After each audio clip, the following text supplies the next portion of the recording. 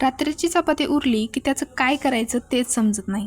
हाच प्रश्न मला पण पडायचा, पण आता त्याचं काही टेन्शन नाही राहिलं, कारण मला ही भन्नाट अशी रेसिपी भेटली की आता मी मुद्दाम एखादी तरी चपाती जास्त करते. आणि व्हिडिओमध्ये पाहिलंच असेल तुम्ही स्टार्टिंगला, हा पिझ्झा मी घरी बनवला आहे असा विश्वास तरी बसेल का हो. चला तर रेसिपीला सुरुवात करूया. चपाती घ्यायची आहे आणि चपातीवर चीज लावायचे, नंतर tomato sauce, red chilli sauce आणि शेजवान चटणी व्यवस्थित सर्व बाजूंनी लावायचे. तुमच्याकडे एखादा सॉस नसेल तरी चालेल, पण कोणता तरी एक सॉस कंपल्सरी आहे. सॉस लावून झाला की त्यावर कांदा चिरलेला टाकायचा आहे. नंतर कोबी टाकला आहे मी इथे.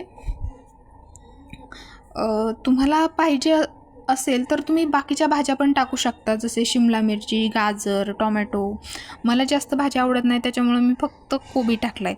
नंतर वरून परत टोमॅटो सॉस टाकायचा आहे आणि चीज टाकलेला आहे मी. आता तव्यात थोडं तेल टाकायचं आहे आणि बनवलेला पिझ्झा तव्यावर ठेवायचा आहे. लो फ्लेमवर 10 मिनिटे झाकून ठेवायचे. 10 मिनिटांनी तुम्ही पाहू शकता अगदी बाहेर मिळतो तसाच पिझ्झा तयार आहे. चपाती एवढी क्रिस्पी होते ना, आणि वर ही पिझ्झाची लेअर, एवढं भारी कॉम्बिनेशन आहे ना ही, की एकदा बनवला ना की तुम्हाला सारखं सारखं बनवून खावंसं वाटेल. तुम्हाला ही रेसिपी कशी वाटली हे कमेंट करून नक्की सांगा, आणि एकदा तरी नक्की बनवून पहा. लहानांपासून मोठ्यांपर्यंत सगळ्यांना हा इतका वेळ लावेल ना, इतकी भारी, इतकी भन्नाट रेसिपी आहे ना, की तुम्ही सारखं सारखं बनवून म्हटलं तरी खाल. तर ही तुम्हाला रेसिपी कशी वाटली हे नक्की कमेंट करून सांगा. तुम्हाला